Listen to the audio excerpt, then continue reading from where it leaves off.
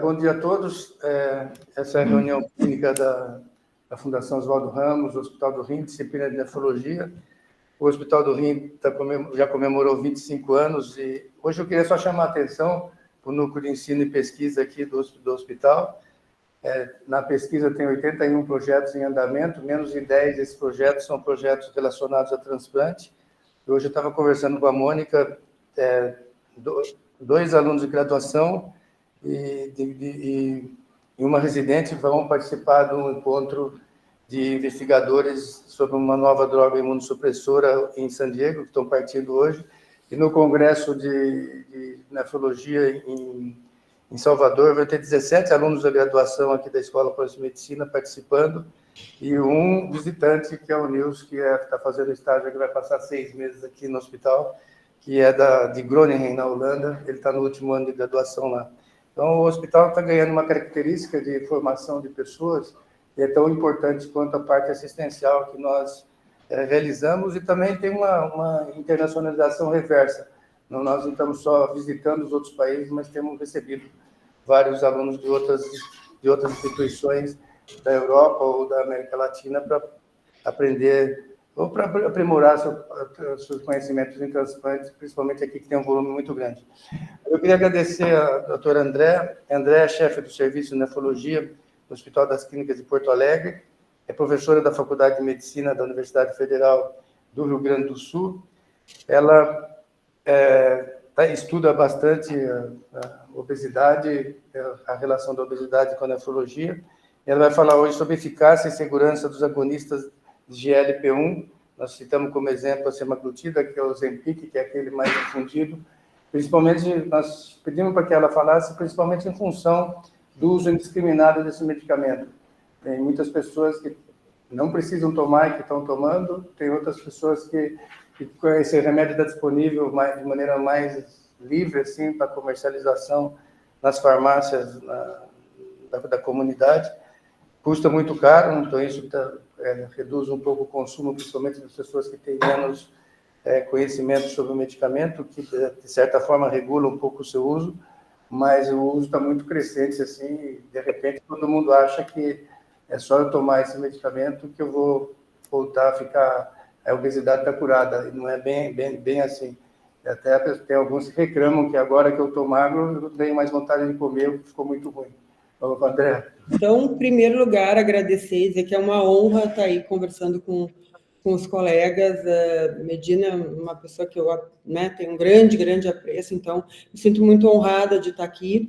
Eu sou nefrologista, mas eu tenho uma ligação muito grande com a endócrina. Eu trabalhei com transplante de ilhotas lá muito tempo atrás, depois com doença renal do diabetes, que é uma coisa que eu gosto muito. Trabalho com transplante renal aqui no hospital, junto com o Manfro.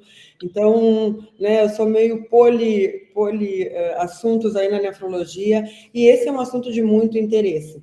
Eu preparei essa aula pensando muito no olhar para os nefrologistas, para nós colegas. Talvez eu não tenha medida focado tanto na obesidade, mas mais nos efeitos de segurança e nos efeitos de eficácia, e é onde a gente pode encontrar realmente usos e cuidados dessa medicação relacionada aí aos nossos pacientes.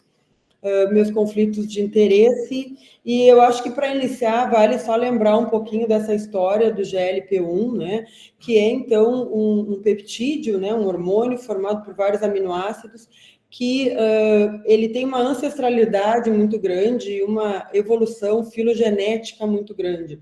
Então, peixes e répteis, eles tinham uma forma de GLP-1 que era exatamente o contrário do que a nossa humana. Eles aumentavam a glicose e eles tinham um papel na manutenção aí da sobrevida desses animais. Quando essa escala filogenética ela foi evoluindo e entraram os mamíferos na história, foi quando parece que esse GLP-1 mudou 2 aminoácidos e acabou, então, tendo esse efeito que a gente chama de efeito incretínico, que é esse efeito aí de redução da glicose ou de estímulo da insulina mediante uma alimentação, né? Mediante estímulo de glicose. Foi primeiro descoberto na saliva de lagartas e depois disso, claro, que mudado geneticamente. O nosso GLP-1, porque nós produzimos GLP-1, né? E nós somos muito eficazes em produzir GLP-1. O problema do nosso GLP-1 é que ele é consumido em 1 minuto e meio a 2 pela enzima DDPP4, né? Que é a dipeptidase 4, que tem remédios hoje que usam também no controle do diabetes. Então, ele é um efeito muito fugaz. Então, se sabe que a gente produz elas e elas são liberadas nas células L do intestino.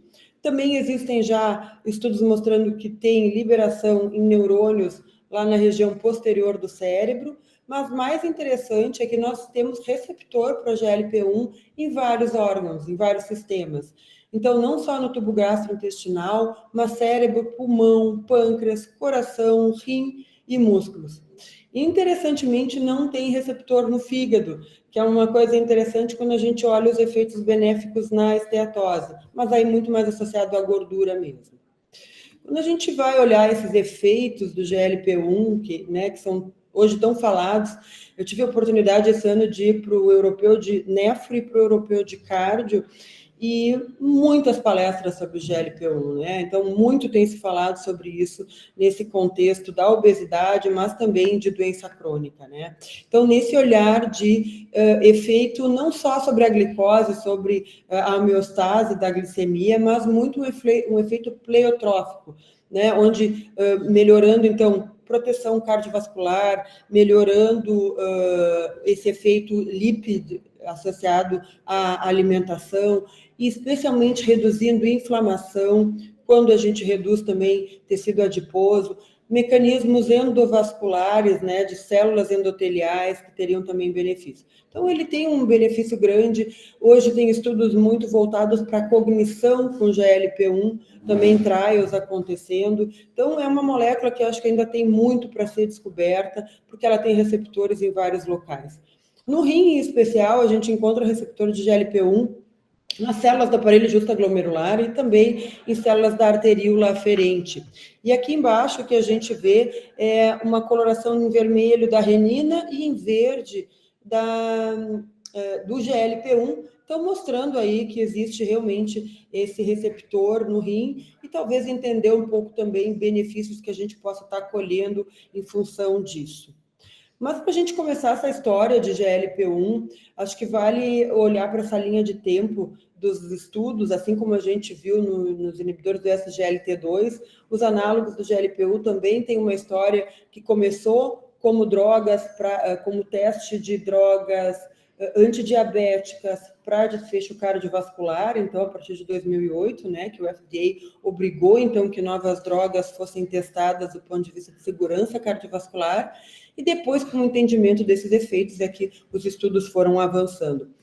Certamente, o primeiro estudo que traz dado para nós sobre isso foi o LEADER, que é lá de 2015, que era um estudo de pacientes com grande risco ou doença cardiovascular em diabéticos tipo 2, e aquele mostrou, então, um efeito importante de redução de desfecho primário, que era basicamente o MACE, de 13% e de morte cardiovascular de 22%. Esse estudo ele foi desenhado como desfecho primário cardiovascular, mas ele teve um olhar para o rim como um endpoint secundário. E aí ele também mostrou nesse efeito, lá em 2017 foi publicado esse estudo, então o primeiro estudo com dado renal, mostrando aí também um benefício com redução de um desfecho composto. O interessante dos estudos de análogo do GLP-1 para rim é que sempre a gente vai ver a albuminúria como um marcador.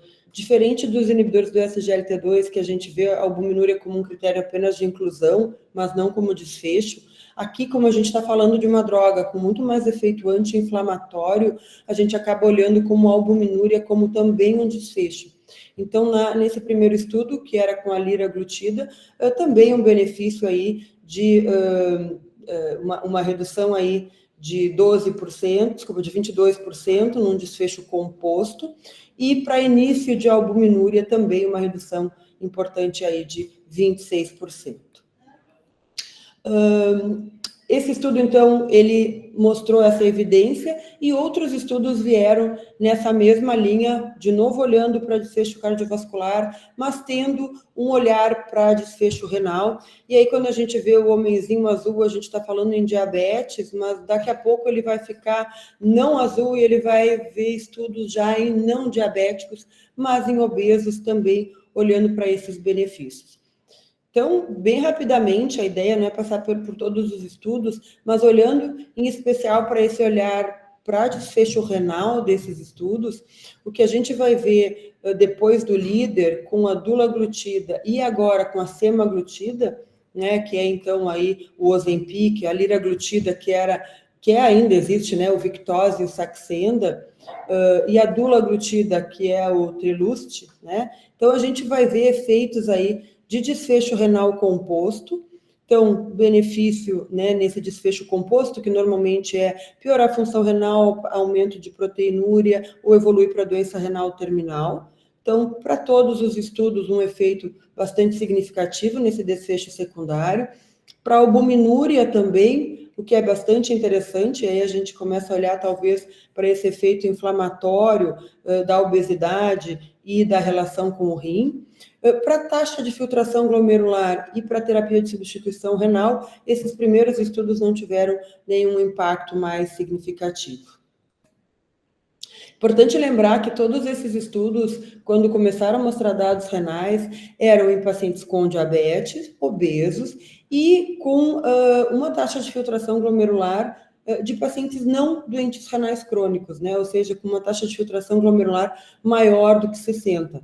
E mesmo assim, conseguindo ver alguma intenção aí de efeito protetor sobre evolução de doença renal. Depois vem, então, esse primeiro estudo aí em pacientes não diabéticos, que foi o SELECT, então, que é com a semaglutida, que é o Ozempic.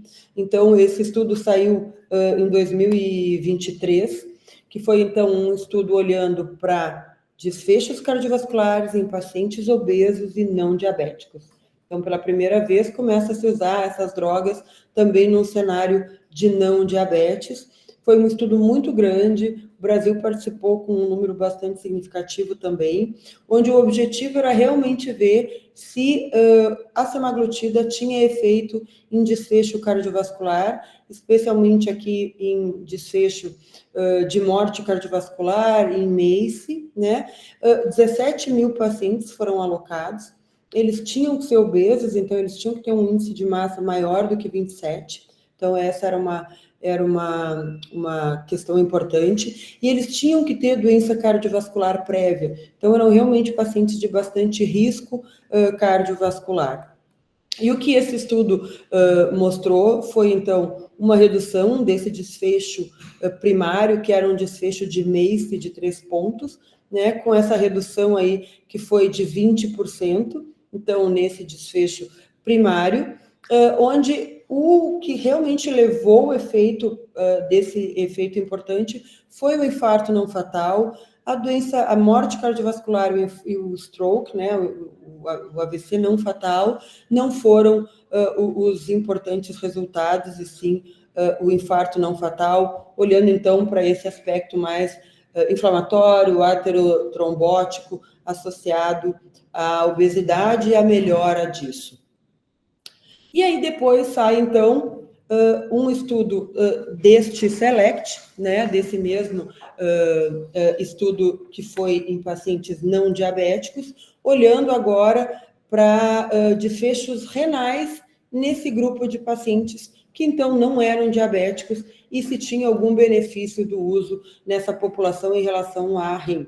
De novo, um estudo que não foi desenhado para olhar especialmente o rim como desfecho primário, mas que tinha, assim, num endpoint já pré-especificado, o olhar para a doença renal. E aí o desfecho que eles estavam olhando nesse estudo foi um desfecho de 5 pontos, né, que era morte por doença renal, iniciar terapia renal substitutiva crônica, ter uma taxa de filtração que caísse abaixo de 15, ter uma redução persistente maior do que 50%, ou ter um início de macroalbuminúria persistente. E o que chama atenção nesses estudos e todos os outros que eu mostrei é que são normalmente pacientes com mais do que 60 anos. Então, na grande maioria desses trials que a gente olha, a gente está falando de pacientes com, né, idosos, né, pelo conceito aí 60 a 65 anos. Então, aqui com 61 anos e com índice de massa realmente de 33 nos dois grupos. O que esse estudo, olhando para os pacientes com desfecho renal, observou? De novo, né, uma redução significativa aí de 22% nesse desfecho composto que era de desfecho composto final renal. O grande efeito desse estudo, né, o que puxou essa significância, foi muito a redução da albuminúria. Então, né, novamente, a gente está aí falando de talvez um marcador que fale bastante sobre inflamação, também sobre hiperfiltração e redução de peso, com redução de hiperfiltração, com redução de ativação do sistema renina-angiotensina-aldosterona, mas certamente aqui a albuminúria foi um drive assim, que levou esse efeito benéfico nos pacientes não diabéticos com melhora de desfecho renal. E eu acho que aqui começa, então, esse grande paradigma aí, que é a doença renal do obeso não diabético, e que é também uma realidade que a gente tem vivido muito aí nos últimos anos, com o crescimento da obesidade e a entrada, então, de novas drogas para esse manejo, são realmente muito, muito bem-vindas, né? Então, teve o SELECT, olhando para coração, e aí a gente passa, então, para esse último estudo aí, que foi o STEP-HFpEF, que foi, então, um estudo de novo com o Ozempic, olhando agora para pacientes com insuficiência cardíaca... Opa, ficou na frente, né? Desculpa. Com insuficiência cardíaca de fração de ejeção preservada em pacientes obesos. Eles, de novo, não podiam ser diabéticos. Então, um estudo para não diabéticos, apenas com obesidade, e o objetivo desses pacientes aqui era especialmente olhar para scores de qualidade de vida e de sintomas de insuficiência cardíaca em pacientes com cardiopatias, então, que é o Kansas City Score, e também com outros desfechos secundários aí associados a desempenho do teste de caminhada de 6 minutos, redução de pró-BNP e redução de hospitalização por insuficiência cardíaca.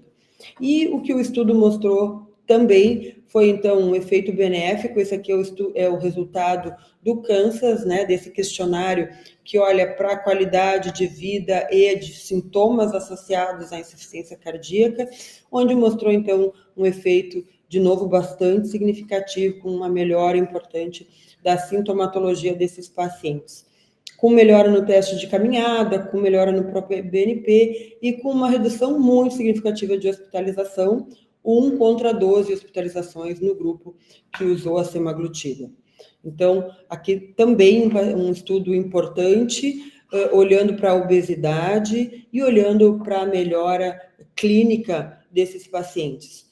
E esse estudo, eu acho que ele tem bastante interesse também para nós, porque os nossos pacientes, de um modo geral, obesos, hipertensos e com doença renal crônica, eles têm insuficiência cardíaca com fração de ejeção preservada, e que, por vezes, a gente acaba não fazendo diagnóstico ou não investigando tão bem, mas que são pacientes aí que têm uma alta mortalidade também associada a essa patologia, né?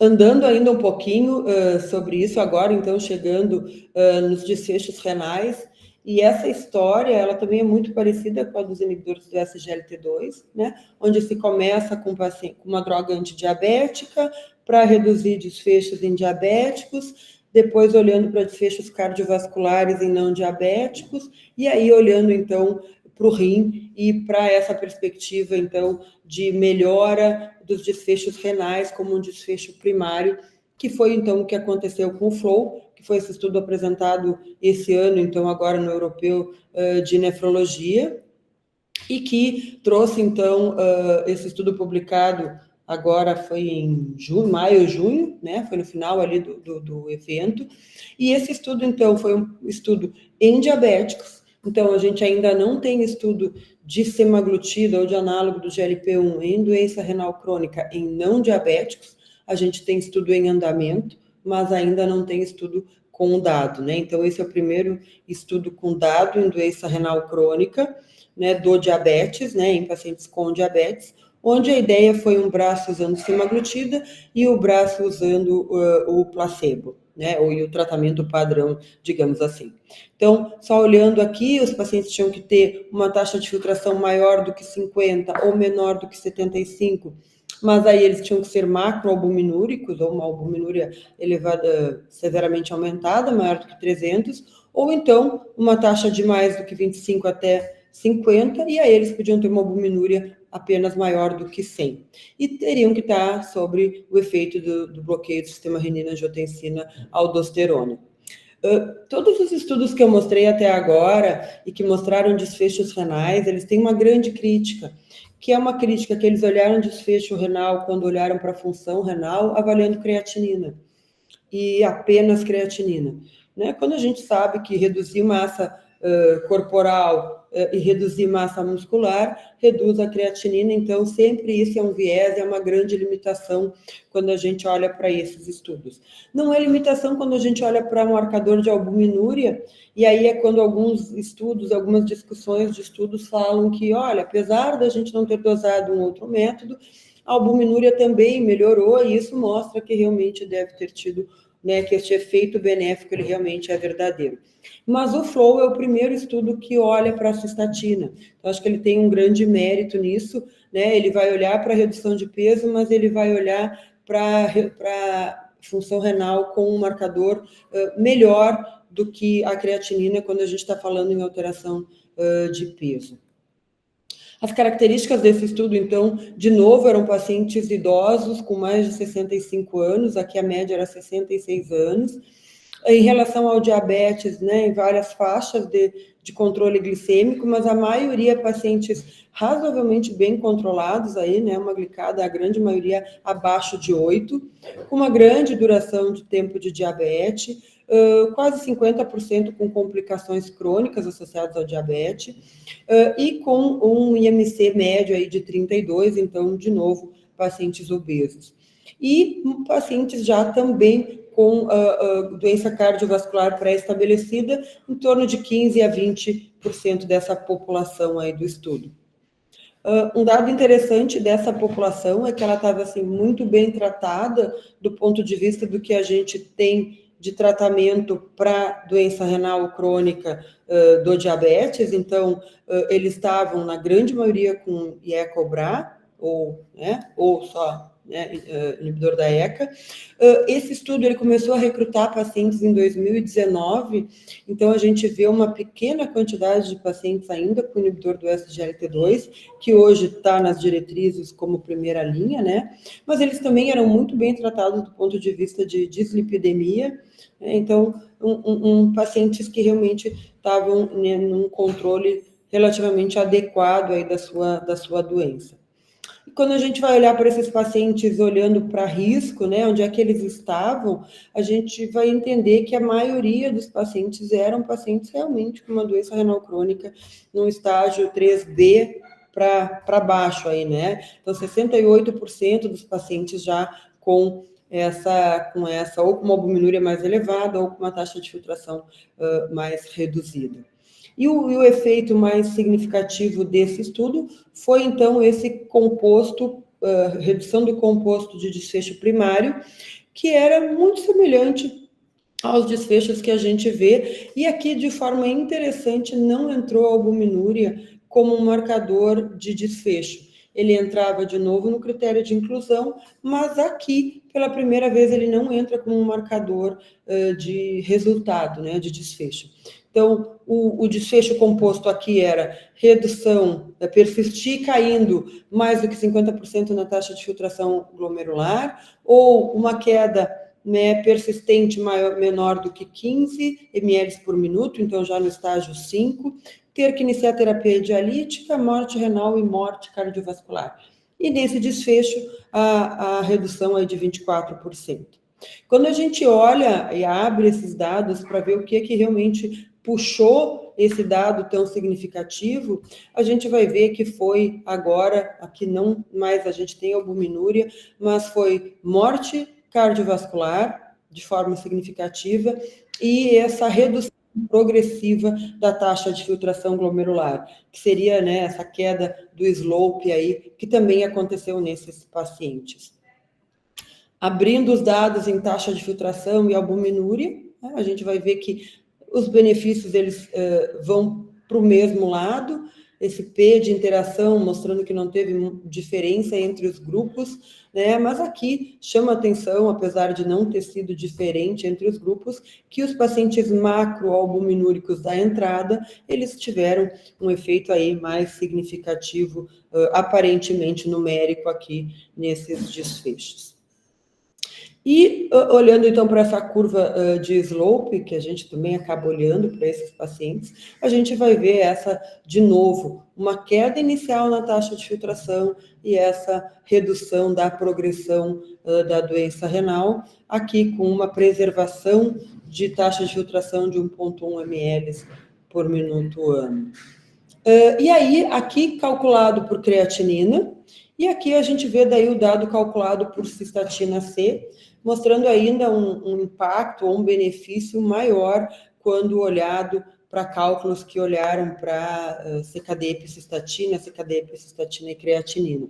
Então, acho que aqui tem um grande mérito desse estudo, apesar, né, da gente também ter algumas limitações aí de estudo, mas acho que esse cálculo com cistatina, ele ajuda a elucidar um pouquinho essa desconfiança que a gente sempre tem quando a gente vai falar de estudos que reduzem o peso e avaliam a função renal com a creatinina. A albuminúria eles avaliaram, ele não era um desfecho final, mas teve uma redução significativa de albuminúria nesses pacientes com doença renal crônica, na monta aí de 32%. Também nos nossos pacientes com doença renal crônica diabética, então, uma redução importante de MACE e uma redução de morte por todas as causas nesse grupo. E aí a gente vai olhar para a alteração corporal, porque sempre a pergunta ele melhorou porque ele perdeu peso ou ele melhorou, né, então reduziu esse quadro inflamatório e essa obesidade, ou existe um efeito pleiotrófico da droga que ela é independente ou não estritamente ligada à perda de peso. O FLOW, ele teve então esse dado mostrando uma perda média de peso de 4 quilos, 4,1. Então, não foi uma perda de peso tão significativa que certamente eu esperava que tivesse sido mais para justificar o tamanho do benefício.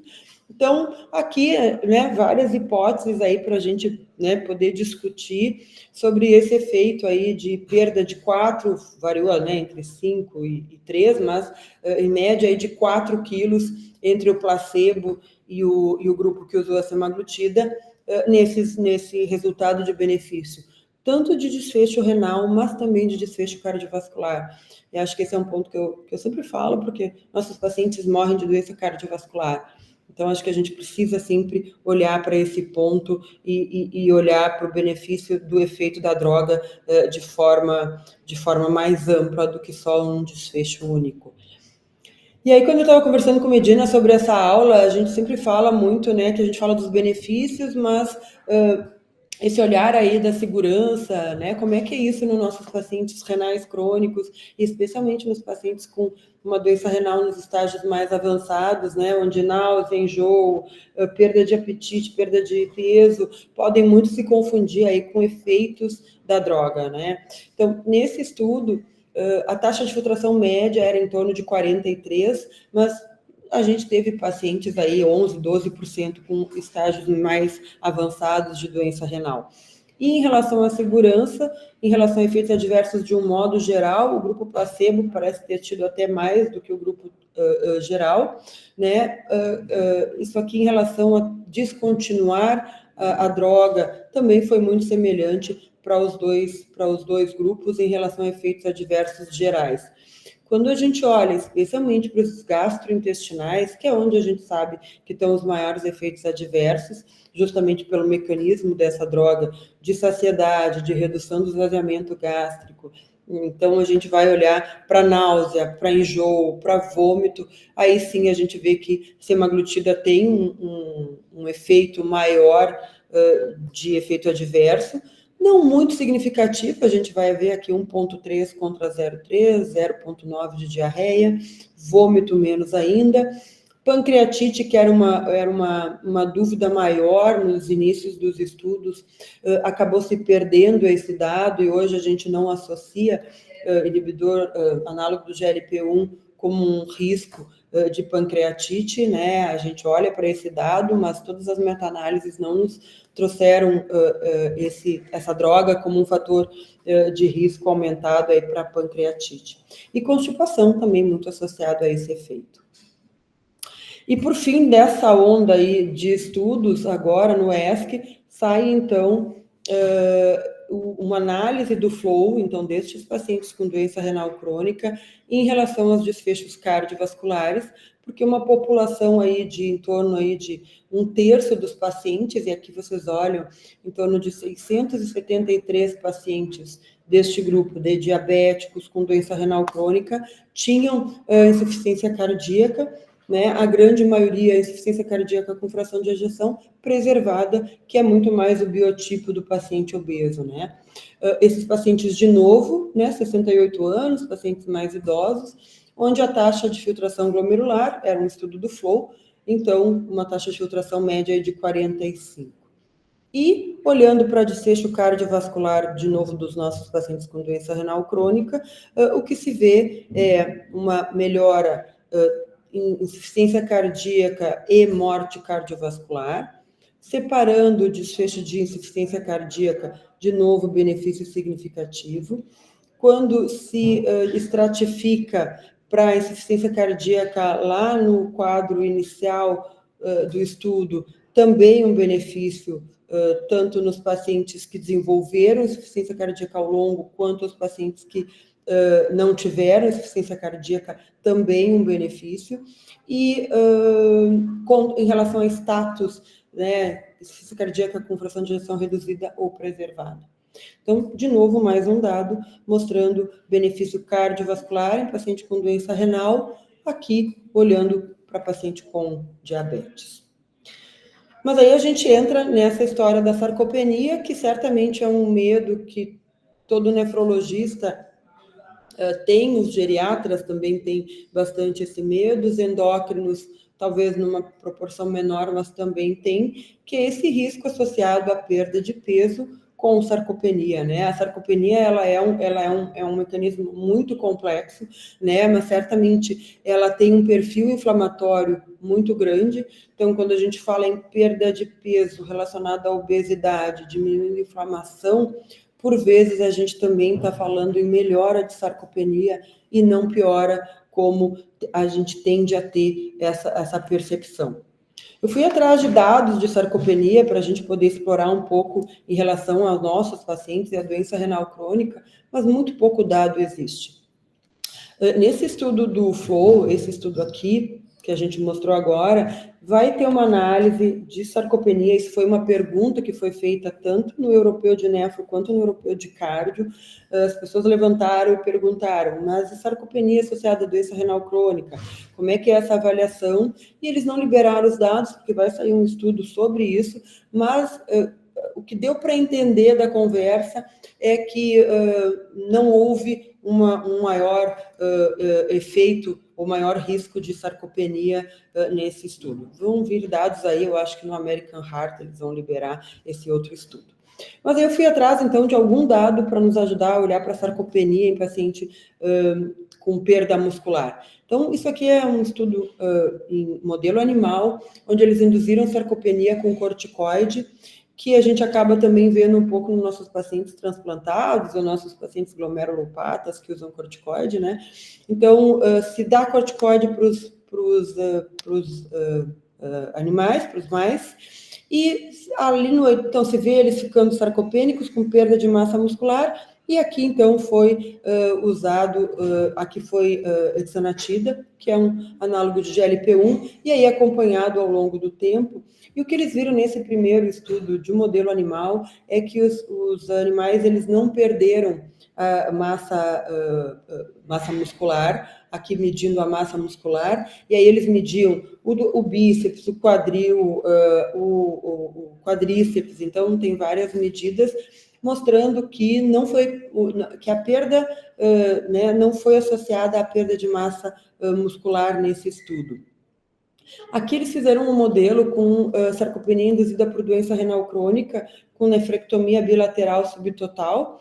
Então, olhando então para esses pacientes aqui, perdendo função renal associada e perdendo peso e associado então à doença renal crônica, e aqui então injetado de novo hexanatida, e aí mostrando de novo que não houve uma perda maior às custas de perda muscular, né, de massa muscular, mas sim de tecido gorduroso. Então, aqui olhando de novo para essa ideia de que talvez a redução da inflamação e da obesidade seja um gatilho de proteção contra a sarcopenia.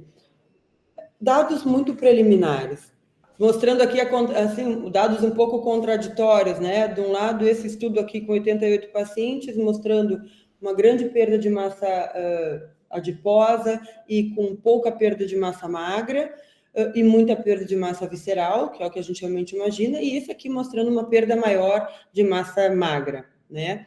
E aí, esse outro estudo que foi mais anterior, então, é um estudo com liraglutida, que era uma ideia realmente de entender um pouquinho, eram só 9 pacientes que fizeram, então, uma avaliação com DEXA, e mostrando mais para o lado de proteção, mostrando perda de mais tecido adiposo realmente, né? Perda total de 2 quilos, uma perda de massa adiposa de 1.400 e um ganho do índice de massa esquelética de pouca, mas ganho e não perda. Então, eu acho que a gente ainda está muito em dúvida, né, no que é que está acontecendo em relação à sarcopenia, e especialmente no nosso paciente com doença renal crônica. Todos esses estudos de sarcopenia, exceto aquele modelo animal, são em pacientes não com doença renal crônica. O Flow vai trazer dados aí para a gente olhar, então, esse sim com doente renal crônico, então talvez a gente tenha um pouco mais de dado para olhar. E aí, olhando para transplante renal, que também é uma área que todos aí atuam, né? O que a gente tem de SGLT2, desculpa, de análogo do GLP-1 com transplante renal? E aí saiu agora, recentemente, aí, uma meta-análise desses estudos, então, foram incluídos 9 estudos, 338 pacientes transplantados, então, usando vários tipos aí dos análogos, né? Mas a grande maioria era liraglutida e semaglutida. E o que se viu, então, nessa meta-análise é que, em relação à taxa de filtração glomerular, não houve diferença, não houve benefício nem malefício. Em relação à proteinúria, ao índice de IPC, houve uma redução na albuminúria nos pacientes que usaram análogo de GLP-1.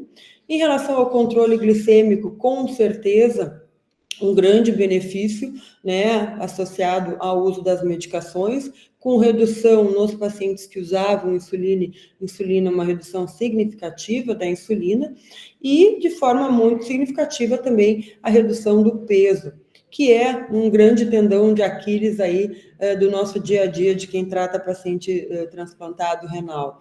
Então, aqui uma redução em média dos estudos aí de 4 quilos, né, com uma redução de índice de massa corporal.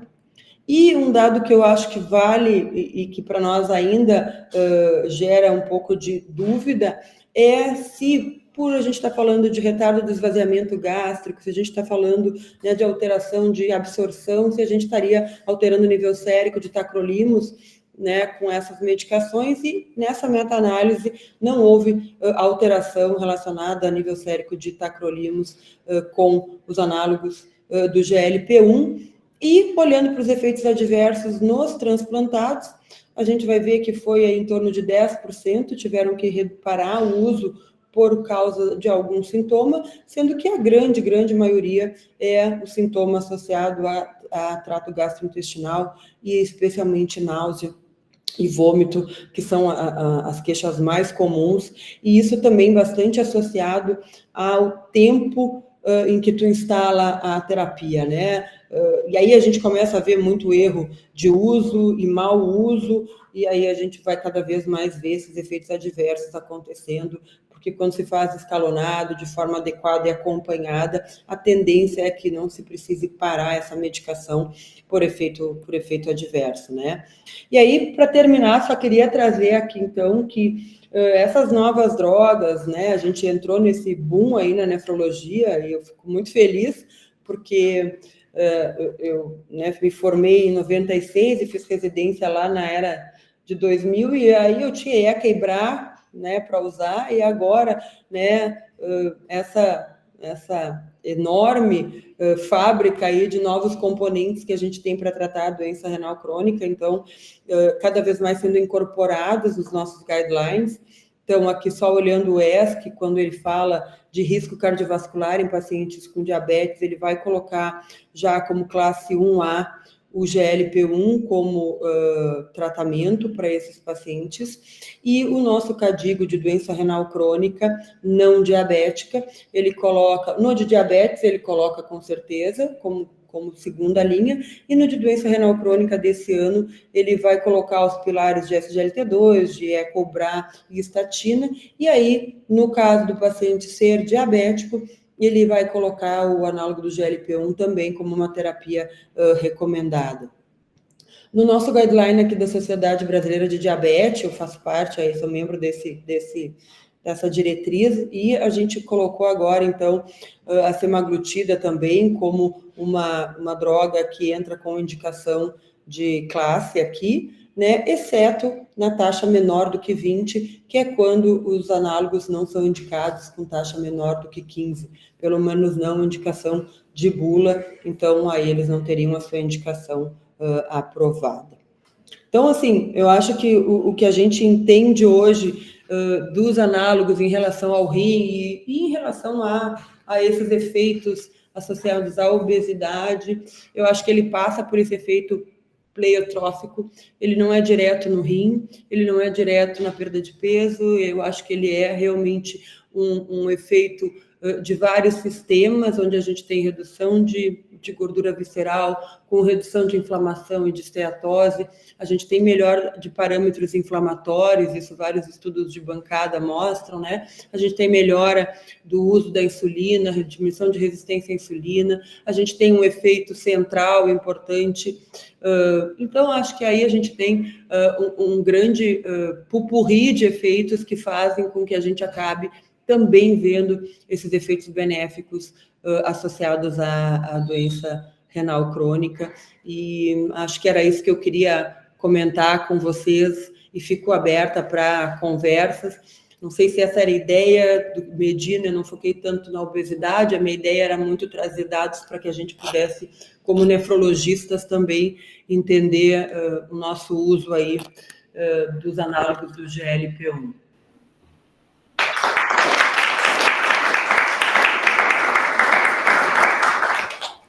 Obrigado, André. Era essa mesmo a ideia nossa da sua apresentação, a expectativa era exatamente essa. Eu queria fazer uma primeira consideração, é que o primeiro estudo desse grupo de drogas foi publicado em 2015, então está perto de perder a patente. Isso. Isso vai fazer com que o custo do medicamento deve cair bastante, e se o uso não for controlado, vai ficar um uso totalmente descontrolado, assim, por pessoas que podem comprar na farmácia sem medicação médica. Existe essa preocupação mesmo? Eu sou extremamente preocupada com isso, porque hoje em dia, com o preço que ela é, a gente já tem falta da medicação. Aqui no Rio Grande do Sul, assim, a cada 2, 3 meses, a gente tem uma crise de falta de Ozempic no mercado. É um negócio inacreditável, uma medicação que custa R$ 1.000, R$ 1.500 e a gente não consegue acesso para os pacientes diabéticos, para os pacientes obesos, né? Porque a gente vê, né, pessoas aí querendo perder 3, 4 quilos no verão, vão lá e compram a sua injeção porque não tem receita, né? Não precisa receita. Então, essa é uma preocupação. Eu converso isso com o pessoal da indústria e pergunto um pouco sobre isso, né? Do porquê que essa medicação não tem uma restrição de receita, né? Porque eu acho que isso é importante e acho que esse é um caminho que vai acabar entrando. Não existe um interesse muito grande, mas eu acho que nós, como sociedade, nós precisamos olhar para isso e fazer esse movimento de que essa seja uma medicação de uso indicado por médico, né? A gente não pode ir na farmácia e comprar esse remédio. E aí a gente vê muito risco, né? O que tem se visto, assim, pacientes indo para emergência, pacientes com constipação, com obstrução intestinal, pacientes desidratados, pacientes vomitando, né? Então, por quê? Porque sai usando a dose elevada, porque não faz a titulação, porque é o efeito imediato. Então, é um grande problema o uso indiscriminado dessa medicação. E logo ela se torna genérico, né? Já Isso. daqui 2 ou 3 anos, a primeira publicação foi em 2015, significa que ela foi patenteada em 2000. O Daniel Rinaldi tem uma pergunta. Daniel, bem-vindo aí, Daniel. Bom dia, Andréia. Eu só queria... O Adolfo, lá de Brasília, ele está com o nome da nora dele.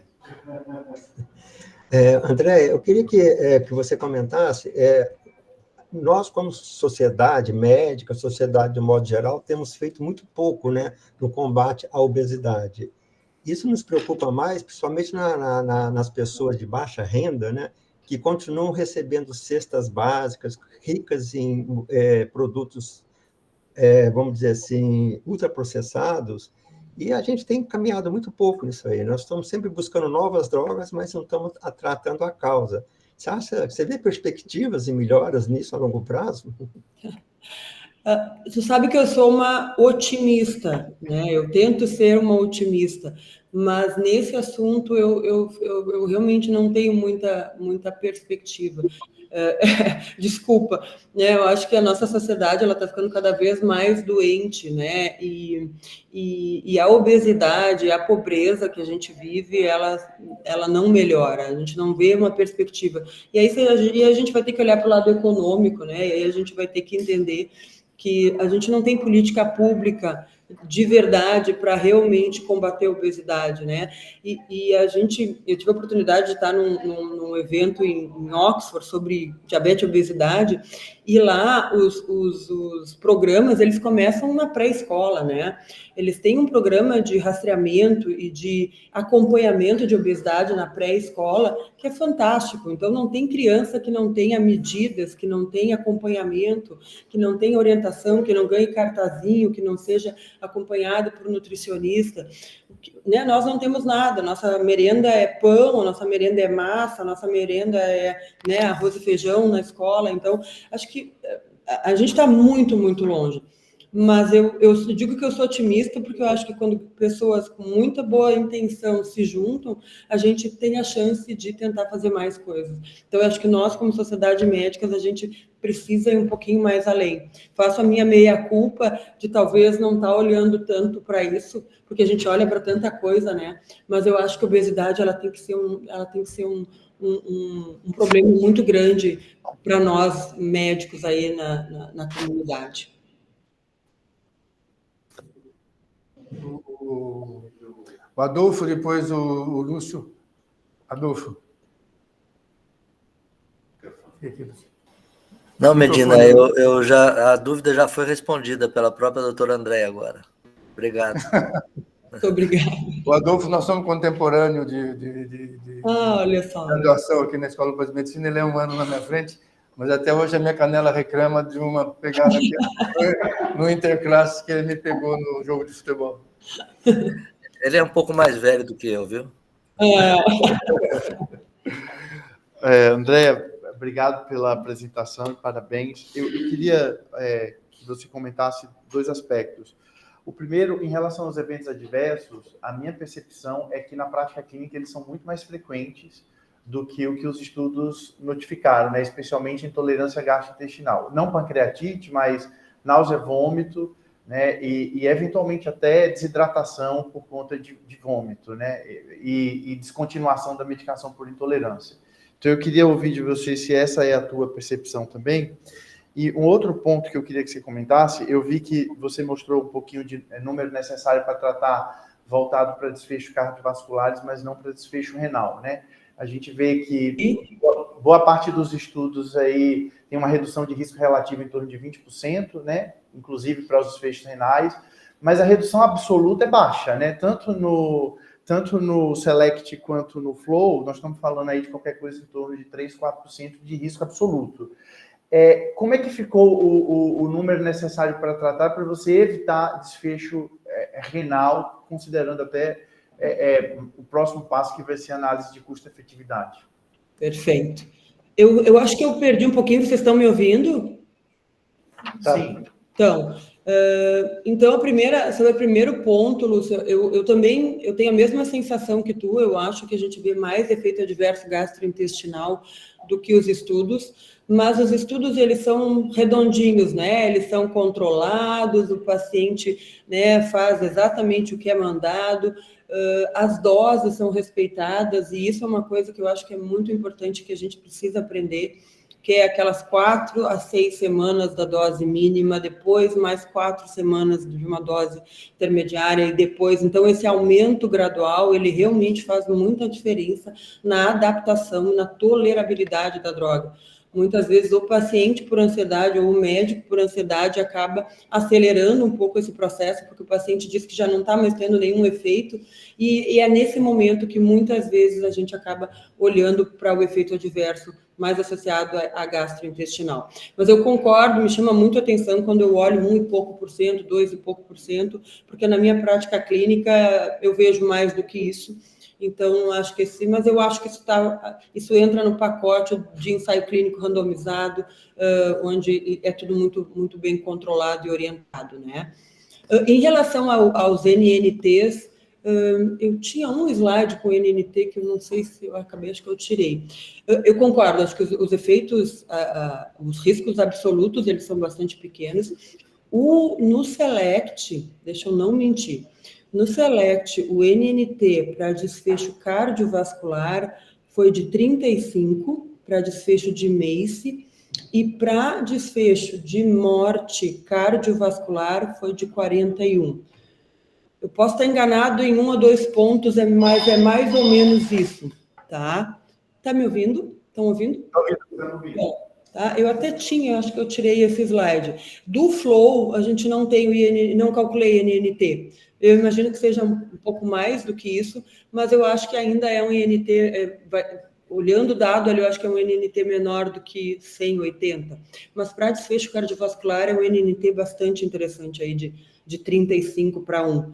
Então, eu acho que é nesse olhar que eu acredito muito, assim, é o todo. Redução de morte por todas as causas, redução de morte cardiovascular, né? E aí o rim entra junto nesse efeito sistêmico da droga. Mas eu entendo que é um efeito pequeno, eu acho que ela não é a solução de todos os nossos problemas, mas ela é mais um aliado, e para alguns pacientes ela realmente muda a vida, né? A gente que tem a oportunidade aí de usar, vê esse efeito. André, só a última questão. Você relacionou a sarcopenia com o uso desse grupo de medicamentos, mas assim, a maioria dos pacientes que nós recebemos no consultório, no seu consultório deve ser igual, renal crônico com algum déficit de função renal, qualquer que seja ele já chega sarcopênico porque existe uma restrição, uma recomendação exagerada assim na redução de proteína. Eu acho que não tem benefício nenhum. Eu pessoalmente, se eu tivesse algum déficit de função renal, eu comeria proteína normal. Eu não acho, mas isso é assim, a maior parte dos pacientes, eles param de comer proteína, eles comem, e o pessoal confunde gramas de ovo com gramas de proteína. Um bife de 100 gramas tem 20 gramas de proteína, não é? Então, a pessoa come muito pouca proteína, então todos eles chegam sarcopênicos. É difícil até incluir no estudo. Por isso, Medina, que eu acho que esse dado que o Flow vai trazer, porque eles disseram que tem essa análise que vai ser publicada, vai nos ajudar a entender um pouco. Porque eu também fico receosa de usar num paciente no estágio 4, né, 4 ali, um pouquinho mais ali, eu realmente vou ficar muito preocupada com perda de massa. Né? A não ser que a obesidade seja talvez o grande motim desta doença, né? Onde o risco cardiovascular dele associado à obesidade, né? Porque a gente está cheio de obeso sarcopênico e não é fácil medir sarcopenia, né? No dia a dia da clínica. Então, mas eu acho que aquele nosso paciente, né? Não obeso ou sobrepeso, doente renal crônico, numa fase mais avançada, a gente ainda precisa de estudo para entender. O que tem por trás é essa ideia de que no obeso, de que tu melhorando a obesidade, tu diminui a inflamação e isso melhora a sarcopenia. Não sei se a gente, né, essa é uma ideia que os estudos mostram e que as cascatas têm tentado mostrar, mas eu acho que para doente renal crônico a gente ainda está longe e acho que a gente precisa de mais estudo para entender o papel da sarcopenia, e eu acho que por isso que é individualizado, né, isso é realmente ainda, né, receita de bolo, onde cada paciente ele precisa ser olhado e entendido no seu contexto aí de risco, né. André, eu só vou apresentar a reunião da próxima semana, e depois eu vou passar a palavra para você e te agradecer. Então, a reunião da próxima semana é o Dr. Tiago Reis, que é diretor médico da Fênix. Ele completou a sua formação aqui no Hospital do Rim, ele foi um dos preceptores aqui do Hospital do Rim durante muito tempo, fez um estágio prolongado na Itália, até não podia sair de lá por causa do Covid, e agora ele voltou para o Brasil e vai falar sobre conceito de hemodiálise expandida. Na próxima semana, o Dr. Tiago Reis vai falar sobre isso. Então, eu queria agradecer, André, antes, agradecer você mesmo pela você surfa sobre esse assunto, né? Conhece tudo, toda a literatura e discorre absolutamente à vontade sobre esse assunto e trouxe bastante informação que nós não tínhamos ainda tanta segurança. Obrigado, e a última palavra é sua. Muito obrigado, André. Gente, eu que queria agradecer, Medina, muito, muito obrigado. É uma honra estar aqui, realmente, né? Muito prazer estar aqui. Agradecer aos colegas que tiveram aí a oportunidade de estar comigo e sempre à disposição. Acho que esse evento que vocês fazem, ele é fantástico, né? Elogiável aí a qualidade dos teus encontros. Então, muito obrigada a oportunidade e estou sempre à disposição se tiver alguma forma de contribuir.